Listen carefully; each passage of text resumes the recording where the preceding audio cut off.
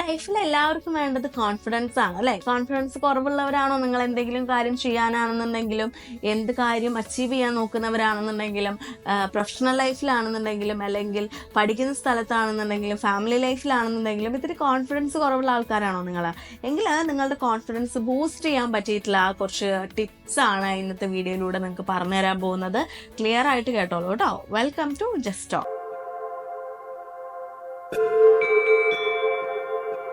ഒന്നാമത്തെ കാര്യം, don't judge others. അതായത് നിങ്ങൾ ബാക്കിയുള്ളവരെ ചുമ്മാ കയറി ജഡ്ജ് ചെയ്യാനായിട്ട് നിൽക്കണ്ട. അതായത് ഇപ്പോൾ നിങ്ങളുടെ ഫാമിലി ആണെങ്കിലും ഓക്കെ, ഫ്രണ്ട്സ് ആണെങ്കിലും ഓക്കെ, സ്ട്രേഞ്ചേഴ്സ് ആണെങ്കിലും ഓക്കെ, നിങ്ങൾ ജഡ്ജ് ചെയ്യാൻ പോകേണ്ട ആവശ്യമില്ല. അപ്പോൾ അവരിപ്പോൾ പലതും ചെയ്യുന്നുണ്ടായിരിക്കും, അതൊന്നും നിങ്ങൾ നോക്കേണ്ട ആവശ്യമൊന്നുമില്ല. എന്നാലും അവർ എന്തൊക്കെ നിങ്ങളെ പറഞ്ഞാലും അവരുടെ ലൈഫ് അവർ സ്മൂത്തായിട്ട് കൊണ്ടുപോകുന്നുണ്ടായിരിക്കും. അപ്പം നിങ്ങൾ വെറുതെ അവരെയും നിങ്ങളെയും തമ്മിൽ ഇങ്ങനെ ജഡ്ജ് ചെയ്യാൻ നിൽക്കും അല്ലേ? ഇപ്പോൾ അവർക്ക് അതുണ്ട്, എനിക്കതില്ല, ഞാനെന്താ ഇങ്ങനെയായി പോയത്, അങ്ങനത്തെ പരിപാടിക്കൊക്കെ നിൽക്കും. അല്ലെങ്കിൽ അയാളുടെ സ്വഭാവം എന്താ, അങ്ങനെ അയാൾ ഭയങ്കരമാണല്ലോ, അങ്ങനെയൊക്കെ ചെയ്യേണ്ട ആവശ്യമൊന്നുമില്ല. നിങ്ങളുടെ കോമ്പറ്റീഷൻ എപ്പോഴും യു വേഴ്സസ് യു അങ്ങനെ തന്നെ ആയിരിക്കണം. നിങ്ങളുമായിട്ട് തന്നെയാണ് എപ്പോഴും ഒരു ഫൈറ്റ് കീപ്പ് ചെയ്യേണ്ടത്. നിങ്ങൾ വിചാരിക്കുന്ന കുറച്ച് കാര്യങ്ങളുണ്ടാവും, മാറ്റാൻ ആഗ്രഹിക്കുന്ന കുറച്ച് ഹാബിറ്റ്സ് ഉണ്ടാവും, പക്ഷെ നിങ്ങൾ തന്നെ പറയും അത് മാറ്റാൻ പറ്റില്ല എന്നുള്ളത്. പക്ഷെ നിങ്ങൾക്കത് മാറ്റേണ്ടത് അത്യാവശ്യമാണ്. സോ നിങ്ങൾ തമ്മിലൊരു കോമ്പറ്റീഷൻ, യു വേഴ്സസ് യു എന്ന് പറയുന്ന ഒരു കോമ്പറ്റീഷൻ നിങ്ങൾ ഉണ്ടാക്കിയെടുക്കുക. അപ്പോഴാണ് നിങ്ങൾക്ക് കുറച്ചും കൂടെ നിങ്ങളുടെ ഒരു ബെസ്റ്റ് വേർഷനായിട്ട് നിങ്ങൾക്ക് മാറാൻ പറ്റുള്ളൂ. കുറേ കാര്യങ്ങൾ നിങ്ങളുടെ ലൈഫിൽ നിന്ന് ചേഞ്ച് ചെയ്യാൻ പറ്റുള്ളൂ, കുറേ കാര്യങ്ങൾ അച്ചീവ് ചെയ്യാൻ പറ്റത്തുള്ളൂ. രണ്ടാമതായിട്ട്, കമ്മ്യൂണിക്കേഷനിൽ ഏർപ്പെടുന്ന സമയത്ത് നിങ്ങൾ കോൺഫിഡൻസ് ഇല്ലാത്ത കാര്യങ്ങളെ കുറിച്ചിട്ട് നിങ്ങൾ സംസാരിക്കാൻ നിൽക്കേണ്ട ആവശ്യമില്ല. അതായത് ഇപ്പോൾ എനിക്ക് തോന്നുന്നു അത് അങ്ങനെയാണെന്നുള്ളത്, അല്ലാന്നുണ്ടെങ്കിൽ അത് അങ്ങനെ ആവാനുള്ള ചാൻസ് ഉണ്ട്, എനിക്ക് അതിനെ കുറിച്ചിട്ട് അറിയുന്നില്ല, എൻ്റെ ഒരു ധാരണയിൽ അത് ഇങ്ങനെയാണ്, അങ്ങനത്തെ കമ്മ്യൂണിക്കേഷനൊക്കെ നിങ്ങൾ, അല്ലെങ്കിൽ അങ്ങനത്തെ വേർഡ്സ് ഉപയോഗിച്ചുള്ള കമ്മ്യൂണിക്കേഷൻ നിങ്ങൾ ഒഴിവാക്കുക. നിങ്ങൾ ഒരു കാര്യത്തിൽ ഉറച്ച വിശ്വാസമുണ്ട്, ഇത് അങ്ങനെ തന്നെയാണ് എന്നുള്ളൊരു ഉറച്ച വിശ്വാസത്തോടു കൂടി വേണം നിങ്ങൾ ഏത് കാര്യം സംസാരിക്കാനായിട്ട്. ഇനിയിപ്പോൾ അതിൽ മിസ്റ്റേക്ക് വരികയാണ്, നിങ്ങൾ ഉദ്ദേശിക്കുന്ന രീതിയിലല്ല, നിങ്ങളുടെ നോളജിന് അപ്പുറത്തേക്കാണ് കാര്യങ്ങൾ എന്നുണ്ടെങ്കിൽ ഓപ്പോസിറ്റ് ഇരിക്കുന്ന വ്യക്തി നമുക്കത് പറഞ്ഞു തരുമല്ലോ. അപ്പോൾ അത് അക്സെപ്റ്റ് ചെയ്തിട്ട് ശരി അതെങ്ങനെയാണെന്നുള്ളത് നിങ്ങൾ അക്സെപ്റ്റ് ചെയ്യാനായിട്ട് നോക്കുക. നിങ്ങളുടെ ഭാഗത്ത് നിന്ന് എന്തെങ്കിലും മിസ്റ്റേക്ക് വരുന്നുണ്ടെങ്കിൽ അത് നിങ്ങൾ അഡ്മിറ്റ് ചെയ്യാനായിട്ട് നോക്കുക. അല്ലാണ്ട് തോന്നുന്നു എൻ്റെ അറിവിൽ ഇങ്ങനെയൊക്കെയാണ്, അങ്ങനെ നിങ്ങൾ ഒരിക്കലും എവിടെയും സംസാരിക്കാൻ നിൽക്കരുത്.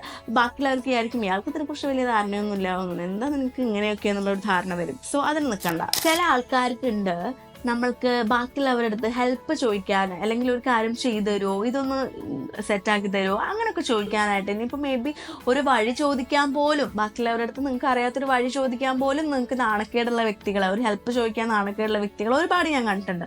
എന്തോ ഒരു ഈഗോ, എന്തോ ഒരു കോംപ്ലക്സ്, അതിൻ്റെ ആവശ്യമൊന്നുമില്ല. നമ്മൾ ഒരാളടുത്ത് ഹെൽപ്പ് ചോദിക്കുന്ന ഒരിക്കലും നമ്മുടെ വീക്ക് പോയിന്റ് അല്ല, നമ്മുടെ വീക്ക്നെസ് അല്ല എന്നുള്ളത് നിങ്ങൾ മനസ്സിലാക്കുക. നമ്മൾക്ക് അറിയാത്ത ഒരു കാര്യത്തിനെ കുറിച്ച് നമ്മൾ ചോദിച്ച് മനസ്സിലാക്കുകയാണ്, അത് നമ്മുടെ ലൈഫിൽ ആവശ്യമാണല്ലോ.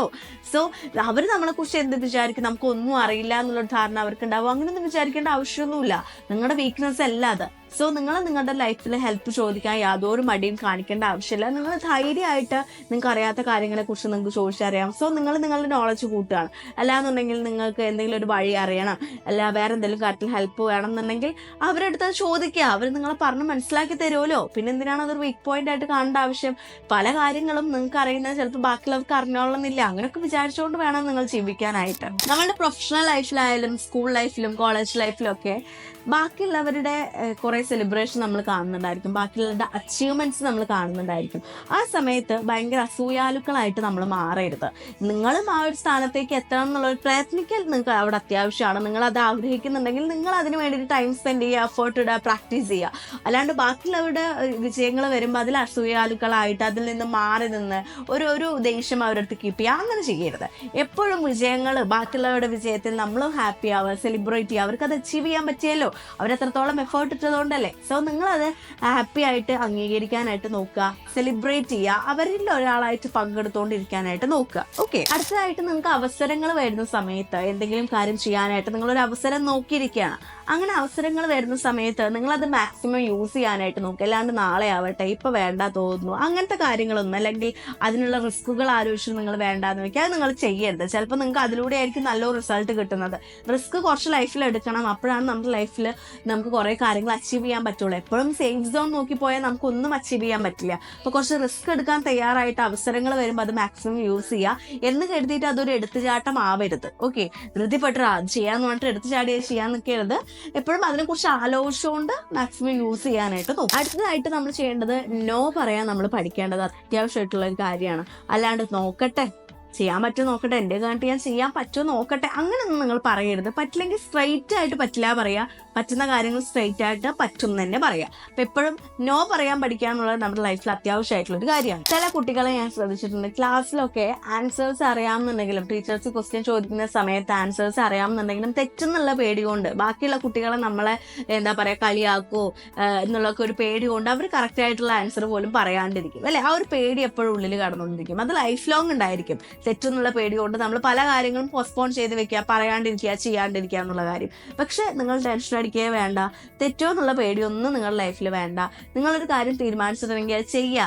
തെറ്റുമായിരിക്കും, മേ ബി തെറ്റുമായിരിക്കും, ചിലപ്പോൾ ശരിയായിരിക്കും. തെറ്റിയിട്ടുണ്ടെങ്കിൽ നിങ്ങൾ അവിടെ വീണുപോയി അല്ലാന്നുണ്ടെങ്കിൽ എല്ലാവരും എന്നെ കളിയാക്കി തോറ്റു ഞാൻ എന്നൊന്നും പറഞ്ഞിരിക്കരുത്. ട്രൈ അഗെയിൻ, ട്രൈ ചെയ്തുകൊണ്ടേ ഇരിക്കുക. ട്രൈ ചെയ്യുന്നതിലൂടെയാണ് അല്ലെങ്കിൽ പ്രാക്ടീസ് ചെയ്യുന്നതിലൂടെയാണ് നമ്മൾ ഓരോ കാര്യങ്ങളും പഠിക്കുന്നത് അല്ലേ. അപ്പോൾ ഓരോ തെറ്റുകളും നമ്മൾ ഓരോ ലെസൺസ് ആയിട്ട് എടുക്കുക, അതിൽ നിന്ന് കുറേ കാര്യങ്ങൾ പഠിക്കുക, ആ മിസ്റ്റേക്കുകൾ ഇനി ആവർത്തിക്കാണ്ടിരിക്കാൻ നോക്കുക, എന്നിട്ട് ട്രൈ ചെയ്തുകൊണ്ടേ ഇരിക്കുക. എവിടെയെങ്കിലും വെച്ചാൽ ശരിയാവുന്നേ. അതുപോലെ എന്തെങ്കിലും തെറ്റ് സംഭവിച്ചിട്ടുണ്ടെങ്കിൽ അതിനെ എക്സ്ക്യൂസ് ചെയ്തുകൊണ്ട് ഓരോരോ കാര്യങ്ങൾ പറയാം. അത് ഇങ്ങനെ സംഭവിച്ചുകൊണ്ട് എങ്ങനെ ആയത്, അത് ആക്ച്വലി എൻ്റെ മിസ്റ്റേക്ക് അല്ല എന്നൊക്കെ പറഞ്ഞിട്ട് ഭയങ്കര എക്സ്ക്യൂസസ് ഒന്നും പറയാണ്ടിരിക്കാനായിട്ട് നോക്കുക. ആ റെസ്പോൺസിബിലിറ്റി ഏറ്റെടുക്കാനായിട്ട് നോക്കുക. എക്സ്ക്യൂസസ് പറയേണ്ട ആവശ്യമില്ല. തെറ്റ് നിങ്ങളോട് സംഭവിച്ചു പോയി, ഇനി അതിന് കുറേ സംസാരിച്ചിട്ട് കാര്യമില്ലല്ലോ. ആ റെസ്പോൺസിബിലിറ്റി ഏറ്റെടുത്തിട്ട് അത് തിരുത്താനായിട്ട് നോക്കുകയാണ് നിങ്ങൾ ചെയ്യേണ്ടത്. അതുപോലെ വേറെ ഒരു കാര്യമാണ്, നമ്മുടെ ലൈഫിൽ നമ്മളെല്ലാവരും ആഗ്രഹിക്കുന്ന ഒരു കാര്യമാണ് എല്ലാവരുടെ അറ്റൻഷനും നമുക്ക് കിട്ടണം എന്നുള്ളത് അല്ലേ. അതൊരിക്കലും നമ്മൾ ബെഗ് ചെയ്ത് മേടിക്കരുത്. നമ്മളുടെ എഫേർട്ട് കൊണ്ടും നമ്മുടെ അച്ചീവ്മെന്റ്സ് കൊണ്ടും നമ്മുടെ ക്യാരക്ടറും ബിഹേവിയറും കൊണ്ടും നമ്മളിലേക്ക് എത്തിച്ചേരേണ്ട ഒരു കാര്യമാണ് എല്ലാവരുടെയും അറ്റൻഷൻ എന്ന് പറയുന്നത് അല്ലേ. അങ്ങനെ എല്ലാവരും നിങ്ങളെ ശ്രദ്ധിക്കുന്ന സമയത്ത് അല്ലെങ്കിൽ നിങ്ങൾക്കൊരു അച്ചീവ്മെന്റ് കിട്ടി, എല്ലാവരുടെ ഇടയിൽ നിങ്ങൾ അവാർഡ് മേടിക്കാൻ പോവുകയാണ്, എല്ലാവരും നിങ്ങൾ അപ്രിഷിയേറ്റ് ചെയ്യുന്നു, അങ്ങനെ സിറ്റുവേഷൻ വരുമ്പോൾ നന്നായിട്ട് ഹാൻഡിൽ ചെയ്യാൻ നിങ്ങൾ പഠിക്കണം. അവിടെ നിങ്ങൾ ഭയങ്കര അഹങ്കാരിയായി ഭയങ്കര ധാർഷ്ട്യത്തോടു കൂടി ഞാൻ എല്ലാം നേടി എന്നുള്ളൊരു തലക്കനം വെച്ച് പെരുമാറിയിട്ടുണ്ടെങ്കിൽ എല്ലാവരും നിങ്ങളെ വെറുക്കത്തേ ഉള്ളൂ. സോ അത് മാറ്റിയിട്ട് നിങ്ങൾ ഭയങ്കര എന്താ പറയുക ഒരു എളിമയോട് കൂടിയിട്ട് ഭയങ്കര കാമായിട്ട് നിങ്ങളത് ഡീൽ ചെയ്യാൻ പഠിക്കണം. നമുക്കുണ്ടാവില്ലേ ആ ഒരു നമ്മൾ എഫേർട്ട് ഇട്ടതിൻ്റെ ഓരോരോ സന്തോഷം. നമുക്ക് എപ്പോഴും ഒരു ഇമോഷണൽ കണക്ഷൻ നമ്മുടെ അച്ചീവ്മെൻറ്റ്സുമായിട്ടുണ്ടാവും, കാരണം നമ്മൾ എത്രത്തോളം എഫേർട്ട് ഇട്ടുകൊണ്ടായിരുന്നു.